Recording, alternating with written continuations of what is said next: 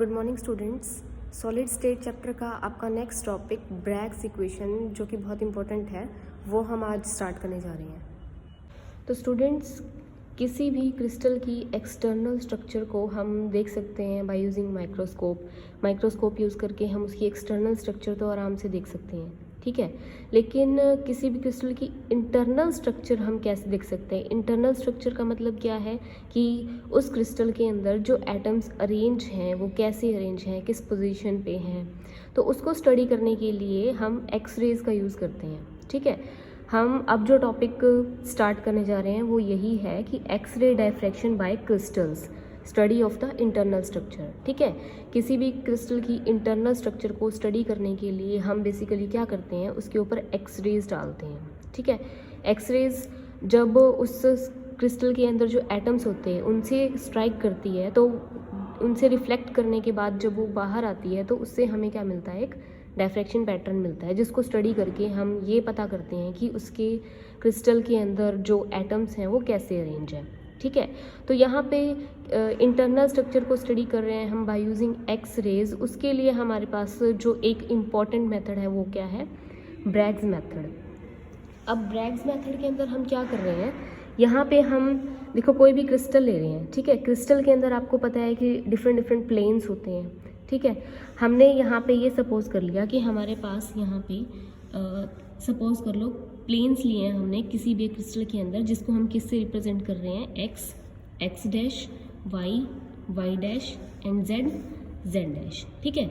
ये हमने क्रिस्टल के अंदर क्या ले लिए, डिफरेंट प्लेन्स ले लिए जिनमें ये एटम्स क्या है, अरेंज है। अब यहाँ पे ये जो प्लेन्स हैं हमने जो लिए हैं ये इक्वी डिस्टेंस है, मतलब इनके बीच का जो ये डिस्टेंस है वो क्या है, इक्वल है, ठीक है।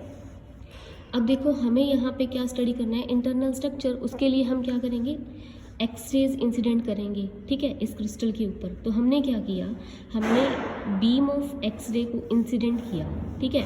यहाँ पे हमने क्या किया, इसकी अलग अलग रे मान ली। मान लो कि ए बी हमने यहाँ पे इंसिडेंट किया, तो ए बी ये इस पॉइंट से या इस एटम से स्ट्राइक करके रिफ्लेक्ट हो रहा है, ठीक है। तो ये इंसिडेंट बीम हो गया और ये क्या हो गया, रिफ्लेक्टेड बीम। तो जैसे ये ए बी है, ये बिल्कुल क्रिस्टल के ऊपर इस पॉइंट पे या इस एटम से स्ट्राइक करके जा रहा है, reflected beam B C form कर रहा है, ठीक है। सिमिलरली हमारे पास क्या है, हमने क्या किया, एक और बीम ले लिया, ठीक है, जिसको हम किससे रिप्रेजेंट कर रहे हैं, डी ई से, ठीक है। डी ई यहाँ पेनिट्रेट कर रहा है क्रिस्टल के अंदर और पॉइंट ई पे या इस एटम से स्ट्राइक करके ये क्या कर रहा है, रिफ्लेक्ट कर रहा है किस डायरेक्शन के अलोंग, ई एफ, ठीक है। तो यहाँ पे एक्स रेज हम क्या कर रहे हैं, इंसिडेंट कर रहे हैं। जैसे ए बी क्रिस्टल के ऊपर इन एटम से, ऊपर वाली लेयर्स से या इन एटम से स्ट्राइक करके सीधा जा रहा है, रिफ्लेक्ट हो रहा है, बी सी फॉर्म कर रहा है, ठीक है। ऐसे ही हमने डी ई लिया जो क्रिस्टल के अंदर पेनिट्रेट कर रहा है। सिमिलरली हमने जी एच बीम लिया है जो भी क्या कर रहा है, क्रिस्टल के अंदर पेनिट्रेट कर रहा है और जेड डैश लेयर के अंदर जो एटम्स प्रेजेंट हैं उससे रिफ्लेक्ट होके ये क्या कर रहा है, बाहर निकल रही है, ठीक है। ये बीम या ये रे बाहर निकल रही है। तो अब यहाँ पे क्या कर रहे हैं हम कि हमने क्या किया, एक एंगल थीटा पे ये डाली, इंसिडेंट बीम को हमने डाला या इंसिडेंट रे डाली, ठीक है। ये यहाँ पे क्या हो गई, रिफ्लेक्ट हो गई। अब यहाँ पे ये देखो कि जो ये रे है ए बी, इसने जो डिस्टेंस ट्रेवल किया, ए बी सी क्या कर रही है, रिफ्लेक्ट हो रही है, ठीक है। इसने जो डिस्टेंस ट्रेवल किया उससे एक्स्ट्रा डिस्टेंस ट्रेवल कर रही है हमारे पास जो ये नेक्स्ट हमने ली है डी ई रे, ठीक है। और वो कितना एक्स्ट्रा डिस्टेंस ट्रेवल कर रही है, जे ई, ठीक है। और जब रिफ्लेक्ट हो रही है तो अगेन थोड़ा सा एक्स्ट्रा डिस्टेंस ट्रेवल हो रहा है जिसको हम क्या बोल रहे हैं, ई के, ठीक है। तो जो हमारे पास डी ई हमने ली है वो थोड़ा सा ज़्यादा ट्रैवल कर रही है या थोड़ा एक्स्ट्रा डिस्टेंस ट्रैवल कर रही है, जिसको हम टोटल क्या कह सकते हैं, जे ई के, ठीक है। हमने क्या किया, यहाँ पे पॉइंट जे पे हमने यहाँ पे क्या किया, परपेंडिकुलर ड्रॉ कर दिया, ठीक है। ये हमारे पास क्या हो गया, बी ई, ये जो है ये क्या हो जाएगा, डिस्टेंस हो जाएगा इन दोनों प्लेन्स के बीच का, ठीक है। तो बी जे और बी के हमने इस रे के ऊपर, कौन सी रे, डी ई एफ रे के ऊपर परपेंडिकुलर ड्रॉ की है और बी ई जो हो गया इन दोनों लेयर्स एक्स एक्स डैश और वाई वाई डैश के बीच का क्या हो गया, डिस्टेंस हो गया। ठीक है, अब हमें निकालना क्या है, ये जो डिस्टेंस है जे ई के, ये निकालना है। ठीक है, अब यहाँ पे देखो एक और चीज़ आती है कि हम यहाँ पे इसको कैसे निकालेंगे। अब इसको जो हम यहाँ से रिलेशन जो डिराइव करने जा रहे हैं उसी को हम क्या बोलते हैं, ब्रैग्स इक्वेशन। ठीक है, अब देखो यहाँ पे हमने क्या किया, रे इंसिडेंट की ए बी, ठीक है, वो रिफ्लेक्ट होके किस में चली गई, बी सी रे फॉर्म कर रही है। सिमिलरली हमने डी ई रे यहाँ पे डाली जो रिफ्लेक्ट होके ई एफ फॉर्म कर रही है। ठीक है, तो यहाँ पे ये जो रेज हैं इनके अंदर क्या हो जाता है, इंटरफेरेंस हो जाता है। ठीक है, इंटरफेरेंस क्या होता है कि दो रेज जो हैं वो आपस में क्या करती हैं, मिक्स हो जाती हैं, कंबाइन हो जाती हैं, तो वो रिजल्टेंट वेव फॉर्म करती हैं। ठीक है, वो जो रिजल्टेंट वेव है वो या तो क्या हो सकती है, हमें ज़्यादा ब्राइटनेस शो करेगी या वो क्या करेगी, कम ब्राइटनेस शो करेगी। ऐसा क्यों होगा, क्योंकि इंटरफेरेंस आप लोगों को पता है कि दो टाइप का होता है, कंस्ट्रक्टिव इंटरफेरेंस एंड डिस्ट्रक्टिव। ठीक है, अगर तो जो ये रेज हैं ये इन फेज हैं, इन फेज का क्या मतलब लेंगे हम, कि किसी भी रे का जो क्रस्ट है, ठीक है, जैसे मान लो ये हमारे पास ये रे है, अब इस रे के अंदर अगर क्रस्ट के ऊपर है, ट्रफ के ऊपर है, क्रस्ट के ऊपर है, ट्रफ के ऊपर है, तो ठीक है, तो ये जो हमें रिजल्टेंट रे मिलेगी उसकी जो इंटेंसिटी होगी वो क्या हो जाएगी, इंक्रीज हो जाएगी। ठीक है, तो इसको हम बोल देते हैं कंस्ट्रक्टिव इंटरफेरेंस, या ये जो रेज हैं इन फेज है। ठीक है, और ऐसे ही अगर ये जो मान लो हमारे पास ये रे है, ठीक है, इसका क्रस्ट और एक और रे जो इसके पैरेलल में है उसका क्या हो जाएगा हमारे पास, ट्रफ, ऐसे। ठीक है, यहाँ पे अब क्या शो कर रहा है, इसके क्रस्ट के ऊपर इसका क्या है, ट्रफ, इसके ट्रफ के ऊपर इसका क्या है, क्रस्ट। तो ये जो हमें दोनों रेज जो इनसे जो रिजल्टेंट रे मिलेगी वो क्या हो जाएगी, कम इंटेंसिटी की होगी। ठीक है, तो उसको हम क्या बोलते हैं, डिस्ट्रक्टिव इंटरफेरेंस, या वो रेज आउट ऑफ फेज है। ठीक है, तो यहाँ पे जो हम इन दोनों रेज के बीच में जो इंटरफेरेंस हो रहा है, ठीक है, वो कंस्ट्रक्टिव होना चाहिए। इसके लिए एक कंडीशन हमारे पास होती है, वो क्या है, देखो, in order that the reflected raise B, C and E, F may be in phase, the extra distance J, E, K should be an integral multiple of wavelength lambda। ठीक है, क्या मतलब है इसका, कि जो ये एक्स्ट्रा डिस्टेंस है वो इस एक्सरे की जो वेवलेंथ है उसका इंटीग्रल मल्टीपल होना चाहिए। इंटीग्रल मल्टीपल का मतलब, जैसे मान लो डिस्टेंस हमारे पास हो गया जे ई के, वो किसके इक्वल होना चाहिए, एन लैम्डा। लैम्डा क्या हो जाएगा, इन एक्सरेज की वेवलेंथ हो जाएगी, और एन कोई भी क्या हो जाएगा, इंटीजर हो जाएगा, 1 2 3 4 कोई भी हो सकता है। ठीक है, तो ये कंडीशन आती है। ठीक है, तो हमारे पास यहाँ पे सबसे पहले क्या आ गया कि जो भी हमारे पास डिस्टेंस है जे ई के, वो किसके इक्वल होगा, एन लैम्डा की। किसके लिए, कि ये जो इंटरफेरेंस हो रहा है ये कंस्ट्रक्टिव हो। ठीक है, तो क्योंकि उसके बाद हमें जो डिफ्रैक्शन पैटर्न मिलेगा वो हमें क्या मिलेगा, अच्छा मतलब बेटर मिलेगा। ठीक है, तो अब यहाँ पे हमारे पास पहली कंडीशन ये हो गई। सेकंड देखो, हमने क्या करना है, डिस्टेंस डी हमने क्या करना है, यहाँ पे हमारे पास जो ये एक्स्ट्रा डिस्टेंस आया है जे ई के, हमने इसको फाइंड आउट करना है कि ये कितना है, किसके इक्वल है। ठीक है, तो वो हम कैसे फाइंड आउट करेंगे, देखो, सबसे पहले तो आपने एक जो पाइथागोरस थ्योरम होती है वो आप लोगों ने पढ़ी हुई है कि P,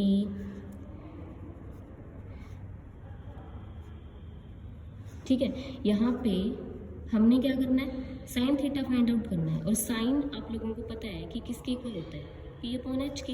ये तो जनरली सभी ने पढ़ा होता है। ठीक है, कि साइन जो है वो किसके इक्वल हो जाएगा, परपेंडिकुलर अपॉन हाइपोटेन्यूज। ठीक है, तो साइन थीटा P/H के इक्वल हो जाएगा। अब हमें चाहिए क्या, हमें डिस्टेंस चाहिए जे ई। मान लो कि हम ट्राइंगल लेके चल रहे हैं BJE। ठीक है, तो ट्राइंगल BJE। ठीक है, इसके साथ साथ एक और चीज़ पहले आप लोगों को जो जनरली पता है कि मान लो हमारे पास कोई भी ये 90 डिग्री का एंगल है। ठीक है, इसके ऑपोजिट जो ये साइड होती है क्या होती है, हाइपोटेन्यूज होती है। ठीक है। तो अब देखो हमने क्या निकालना है, ट्राइंगल BJE में हमने क्या निकालना है, डिस्टेंस निकालना है JE, ठीक है, क्योंकि हमें पता है कि JE is equal to EK है, ठीक है। तो अगर हम JE निकाल लेंगे तो EK भी क्या हो जाएगा, सेम हो जाएगा, तो हमारे पास टोटल डिस्टेंस JEK आ जाएगा, ठीक है। तो सबसे पहले हम क्या कर रहे हैं, BJE ट्राइंगल लेके और उसमें JE का डिस्टेंस फाइंड आउट कर लेते हैं, ठीक है। अब यहाँ पे देखो हमें क्या चाहिए, हमने मान लो ये थीटा ले लिया, थीटा, ठीक है। तो थीटा के सामने जो होता है वो क्या होता है, अगर तो ये 90 डिग्री है, जैसे यहाँ पे ये 90 डिग्री है, तो ये वाली साइड BE क्या हो जाएगी, हाइपोटेन्यूज, ठीक है। और सिंपल अगर हम ये थीटा ले रहे हैं तो इसके साथ वाला जो ये वाली साइड है BJ, ये क्या हो जाती है, बेस। तो यहाँ से सिंपली आप लोग फाइंड आउट कर सकते हो कि हमारे पास साइन थीटा की वैल्यू क्या आएगी। तो साइन थीटा हमारे पास क्या हो गया, P/H, ठीक है। Sine theta is equal to perpendicular कौन सा हो जाएगा और हाइपोटेन्यूज कौन सा हो जाएगा, ये हमें देखना है, ठीक है। तो हमारे पास ये जो था ये क्या हो जाएगा, हाइपोटेन्यूज, ठीक है। इसको हाइपोटेन्यूज को हम यहाँ BE लिख सकते हैं, ठीक है। और दूसरा हमें क्या चाहिए, परपेंडिकुलर। अब यहाँ पे ये थीटा है, इसके साथ वाला ये बेस होता है, तो इसका मतलब ये जो JE है ये क्या हो जाएगा, परपेंडिकुलर, ठीक है। तो बेस, परपेंडिकुलर और हाइपोटेन्यूज, तो यहाँ पे हम यहाँ क्या लिख सकते हैं, JE, ठीक है। तो अब BE की वैल्यू क्या है, D, क्योंकि हम डिस्टेंस इक्वी डिस्टेंस लेके चले हैं और हमने मान लिया कि ये जो डिस्टेंस है ये D है, ठीक है। इन दोनों लेयर्स x डैश और y डैश के बीच का जो डिस्टेंस है वो भी D होगा, सिमिलरली ये भी D होगा, ठीक है। तो यहाँ हम इसको पुट कर देंगे, तो sine theta is equal to JE जो हमने फाइंड आउट करना है अपॉन BE जो हम क्या लिख सकते हैं, D, ठीक है। तो JE इज इक्वल टू आपके पास क्या आ गया, D साइन थीटा, ठीक है। और यही चीज़ हमने यहाँ पे बताई है, JE is equal to EK, ठीक है। देखो जैसे यहाँ पे हमारे पास ये JE था, वो डिस्टेंस इक्वल होगा EK के, और वो क्या आ गया, D साइन थीटा, या सिंपली हम इसको कैसे लिख सकते हैं, पूरा का पूरा JEK, इसको हम लिख सकते हैं 2D साइन थीटा, ठीक है। तो एक कंडीशन हमारे पास जो डिस्टेंस था वो ये थी कि वो क्या आना चाहिए, इंटीग्रल मल्टीपल होना चाहिए वेवलेंथ ऑफ एक्स रेज यानी कि लैम्डा का, ठीक है। तो एन लैम्डा, और दूसरा जो रिलेशन हमने निकाला है, जो डिस्टेंस निकाला है JE वो क्या निकाला है, किसकी इक्वल, 2D साइन थीटा, ठीक है। तो इन दोनों इक्वेशंस में हम अगर इस JE की डिस्टेंस की वैल्यू को फर्स्ट इक्वेशन के अंदर पुट कर दें तो हमारे पास क्या आ जाएगा, तो देखिए यहाँ पे हमारे पास क्या आ गया, 2D sine theta is equal to N lambda, ठीक है। 2D sine theta is equal to N lambda, कैसे आया ये, JE is equal to 2D sine theta है, ठीक है। इसको हमने इक्वेशन फर्स्ट में पुट कर दिया तो हमारे पास जो रिलेशन आया वो क्या आ गया, 2D sine theta is equal to N lambda, और ये जो रिलेशन है इसको हम क्या बोलते हैं, ब्रैग्स इक्वेशन।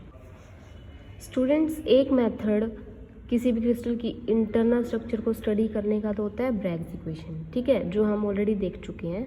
और इसका एक और मेथड भी होता है जो क्या है, पाउडर मेथड, पाउडर मेथड, ठीक है। पाउडर मेथड और जो हम ये ब्रैग्स इक्वेशन या ब्रैग्स मेथड ले रहे हैं, इसमें थोड़ा सा डिफरेंस है। वो ये है कि हम क्या करते हैं, इसमें जो सैंपल ले रहे हैं वो पाउडर की फॉर्म में ले रहे हैं, ठीक है। जो ब्रैग्स मेथड है उसकी लिमिटेशन ये है कि वहाँ पे हमें जो क्रिस्टल लेना होता है वो एक सिंगल क्रिस्टल लेना होता है, थोड़े लार्ज साइज़ का, जो शायद डिफ़िकल्ट भी हो सकता है मिलना, ठीक है। दूसरा, उसकी ओरिएंटेशन भी हमें अकॉर्डिंग टू एक्सरेज अच्छे से मैनेज करनी पड़ती है, ताकि जो प्लेन्स हैं वो एक्सरे से अच्छे से स्ट्राइक करके और हमें डायफ्रैक्शन पैटर्न दे सकें, ठीक है। उसकी ओरिएंटेशन को भी मेंटेन करना पड़ता है, उसको रोटेट करना पड़ता है। लेकिन इस मेथड के अंदर, पाउडर मेथड के अंदर, क्योंकि जो हम सैंपल ले रहे हैं वो किसकी फॉर्म में ले रहे हैं, पाउडर की फॉर्म में, तो यहाँ पाउडर अवेलेबल हो जाता है इजीली, ठीक है। दूसरा, जो पाउडर है उसके अंदर जो क्रिस्टल्स हैं वो स्मॉल साइज़ के हैं, और एक्सरेज जो हम उसके ऊपर डाल रहे हैं तो कोई ना कोई क्रिस्टल किसी ना किसी टाइम पे तो उस एक्सरेज के कॉरस्पॉन्डिंग उसका प्लेन होता है और वो इसलिए हमें क्या कर देता है, डायफ्रैक्शन पैटर्न दे देता है। तो इसका ये थोड़ा सा हमें क्या मिल रहा है, बेनिफिट मिल रहा है। तो नेक्स्ट जो मेथड है वो पाउडर मेथड है, जिसमें हमने सिंपली क्या किया है, जो सैंपल लिया है वो पाउडर की फॉर्म में लिया है, उसके ऊपर हम क्या कर रहे हैं, एक्सरेज डाल रहे हैं। ठीक है, अब यहाँ पे हमारे पास क्या हो रहा है, देखो एक सिंपल हम डायग्राम ये देख लेते हैं। यहाँ पे देखो, मान लो कि हमने क्या किया है, ये हमने सैंपल ले लिया है हमारा ग्लास ट्यूब के अंदर, जो हमने पाउडर फॉर्म में क्या किया, सैंपल लिया, उसके ऊपर हम क्या कर रहे हैं, एक्सरेज डाल रहे हैं, और इसके अराउंड ये हमने क्या ले लिया, फोटोग्राफिक फिल्म ले ली। ठीक है, वो फोटोग्राफिक फिल्म क्यों ले ली, क्योंकि जब ये एक्सरेज यहाँ से रिफ्लेक्ट होके जाएंगी, ठीक है, तो जो इनका रिफ्लेक्ट होने के बाद जो पैटर्न है, डायफ्रैक्शन पैटर्न है, वो हमें इसके ऊपर दिख जाएगा। ठीक है, तो इसके सेटअप में क्या है, एक ट्यूब ले ली हमने, ग्लास ट्यूब, जिसके अंदर हमने हमारा सैंपल जो कि पाउडर फॉर्म में है वो ले लिया, उसके ऊपर हम क्या कर रहे हैं, एक्सरे की बीम डाल रहे हैं। ठीक है, अब एक्सरे की बीम हम जो इसके ऊपर डाल रहे हैं वो किस एंगल पे डाल रहे हैं, थीटा पे। ठीक है, और ये इंसिडेंट रेडिएशन होगी, और जो रिफ्लेक्टेड रेडिएशन होगी वो इसके साथ जो एंगल बना रही है वो क्या हो जाएगा, 2 थीटा। ठीक है, अब यहाँ एक और चीज़ ये है कि क्योंकि हम जो हमारा सैंपल ले रहे हैं वो पाउडर फॉर्म में ले रहे हैं, ठीक है, तो उसमें एक टाइम पे ऐसे छोटे छोटे क्रिस्टल्स के कई फेसेस होंगे जो क्या करेंगे, उस एक्सरेज को रिफ्लेक्ट कर रहे होंगे। ठीक है, तो यहाँ पे जो हमें रिफ्लेक्टेड रे मिल रही है, जैसे मान लो ये हमारा क्या हो गया, पाउडर स्पेसिमेन हो गया, और इसके ऊपर हम क्या डाल रहे हैं, एक्सरेज डाल रहे हैं, तो यहाँ पे जो रिफ्लेक्टेड रेज हैं वो क्या करेंगी, एक कोन फॉर्म करेंगी। क्यों फॉर्म करेंगी, क्योंकि जो क्रिस्टल्स हैं स्मॉल साइज़ के उसके अंदर वो उन क्या होंगे, कई डायरेक्शंस में प्रेजेंट होंगे। ठीक है, तो वो अलग अलग डायरेक्शन के अंदर एक्स रेज को क्या करेंगे, रिफ्लेक्ट करेंगे। ठीक है, अब वो अलग अलग डायरेक्शंस में रिफ्लेक्ट करेंगे तो क्या करेंगे, कई डायरेक्शन में जाएगी रिफ्लेक्टेड रे, तो एक कोन की फॉर्म में शो करेगा। अब हमने क्या लिया है, फोटोग्राफिक फिल्म ली है, ठीक है, इस सैंपल के अराउंड, तो उस फोटोग्राफिक फिल्म के ऊपर ये जो कोन है ये 2 पॉइंट्स पे जाके मिलेगा।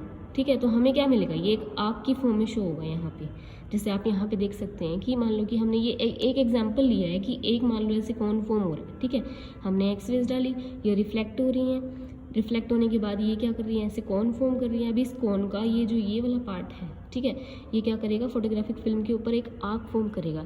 ऐसे ही सिमिलरली हमें और भी कई सारे कॉन्स मिलेंगे। ठीक है, तो इस फोटोग्राफिक फिल्म के ऊपर हमें ऐसे कई सारी क्या मिल जाती हैं, आर्क्स मिल जाती हैं। तो अब हमें करना क्या है, एक जो बेसिक जो हमें डायफ्रैक्शन पैटर्न मिल रहा है वो हम एक बार देख लेते हैं। देखो, जैसे हमारे पास ये फोटोग्राफिक फिल्म का हमने एक पार्ट लिया, ठीक है, यहाँ पे मान लो ये क्या हो जाएगा, एक कंप्लीट कोन का जो हमें शो हो रहा है फोटोग्राफिक फिल्म के ऊपर जो पार्ट शो हो रहा है, यानी कि ये 2 आर्क वो शो की हुई है। ठीक है, सिमिलरली ये दोनों हमें किसी और कोन से मिल रही हैं, ये दोनों किसी और कोन से। ठीक है, तो ये एक जो पैटर्न मिल रहा है हमें, डायफ्रैक्शन पैटर्न जो मिल रहा है उस पाउडर सैंपल का, वो हमें इस टाइप से मिल रहा है। ठीक है, अब यहाँ से हमें फाइंड आउट क्या करना है हमें, ठीक है, यहाँ पे हमें क्या फाइंड आउट करना है, एक्स डिस्टेंस फाइंड आउट करना है, sorry angle theta find out करना है। जो इक्वेशन हम यूज़ कर रहे हैं वो ब्रैग्स इक्वेशन ही यूज़ कर रहे हैं, और ब्रैग्स इक्वेशन आप लोगों को पता है क्या थी, 2d sin theta is equal to n lambda. ठीक है, तो इसके अंदर अगर हमारे पास थीटा की वैल्यू हमें पता लग जाए तो हम फाइंड आउट कर सकते हैं यहाँ पे। ठीक है, तो यहाँ देखो, अब हम क्या करेंगे, इस इक्वेशन को फाइंड आउट करेंगे। यहाँ पे देखो 2 थीटा क्या है, थीटा पे तो जो इंसिडेंट रेज हैं, एक्स रेज हैं, वो इंसिडेंट कर रही हैं एंगल थीटा पे। ठीक है, और जो रिफ्लेक्टेड रेज हैं वो इंसिडेंट रेज के साथ जो एंगल बना रही हैं वो क्या बना रही हैं, 2 थीटा। ठीक है, तो 2 थीटा ये एंगल हो गया अपॉन 360, टोटल 360 की अराउंड हमारे पास ये जो टोटल एंगल लिया है। ठीक है, और ये किसके इक्वल हो जाएगा, एक्स। अब एक्स क्या है, यहाँ पे डिस्टेंस है, किस चीज़ का डिस्टेंस है, ये एक आर्क का दूसरी आर्क से जो डिस्टेंस है। ठीक है, तो ये डिस्टेंस हमें फाइंड आउट करना है। ठीक है, और 2πr ये जो सर्कल है, ये जो कोन है हमारे पास बन रहा है, इसका जो सर्कमफेरेंस है वो क्या है, 2πr। तो इस फॉर्मूला को यूज़ करके हम क्या फाइंड आउट कर सकते हैं, यहाँ पे थीटा की वैल्यू। इस थीटा की वैल्यू को जब हम ब्रैग्स इक्वेशन में फाइंड आउट ब्रैग्स इक्वेशन में पुट करेंगे तो हमारे पास क्या आ जाएगा, तो हमें यहाँ पे क्या करना है, x फाइंड आउट करना है। और x हमने क्या लिया यहाँ पे, सेंट्रल पॉइंट से एक आर्क का डिस्टेंस, ठीक है। वो हम कैसे फाइंड आउट कर सकते हैं, इन दोनों के टोटल डिस्टेंस को अगर हम हाफ कर दें तो हमारे पास सेंट्रल पॉइंट से डिस्टेंस आ जाएगा एक आर्क का, ठीक है। और ये हमें पता है, जैसे मान लो कि ये हमारे पास कोन है तो इसके अंदर सेंट्रल पॉइंट से दोनों आर्क का डिस्टेंस क्या होगा, सेम होगा, ठीक है। तो x हमारे पास क्या हो जाएगा, distance of one arc from central point, ये फाइंड आउट कर लेंगे हम। उसके बाद हमारे पास r क्या हो जाएगा, मान लो रेडियस है इस फोटोग्राफिक फिल्म का, ठीक है। r इसका रेडियस है तो इसका सरकमफेरेंस क्या हो जाएगा, 2πr, ठीक है। और 2 थीटा यहाँ पे क्या हो गया था, जो angle reflected ray incident ray के साथ फॉर्म कर रही है वो क्या हो जाएगा, 2 थीटा, ठीक है। 360 हमारे पास टोटल जो एंगल होता है वो हो जाएगा फिल्म का, फोटोग्राफिक फिल्म का, ठीक है। तो 2 theta upon 360 is equal to x upon 2πr। यहाँ से हम क्या फाइंड आउट कर सकते हैं, एंगल थीटा, ठीक है। थीटा की वैल्यू को जब हम ब्रैग्स इक्वेशन में, जो कि क्या थी हमारे पास, 2d sin theta is equal to n lambda, जब इस ब्रैग्स इक्वेशन में हम इसको पुट करेंगे तो हमारे पास क्या आ जाएगा, इंटरप्लेनर स्पेसिंग आ जाएगी जो क्रिस्टल्स के बीच में है वो, ठीक है। क्रिस्टल के अंदर जो हमारे पास प्लेन्स थे उनके बीच में जो स्पेसिंग है जिसको हम d से रिप्रेजेंट कर रहे थे वो हमारे पास आ जाएगी जब हम थीटा की वैल्यू को ब्रैग्स इक्वेशन में पुट कर देंगे, ठीक है। तो ये हमारा नेक्स्ट मेथड था कि किसी भी स्ट्रक्चर की क्रिस्टल की इंटरनल स्ट्रक्चर को हम कैसे फाइंड आउट कर सकते हैं। Thank you.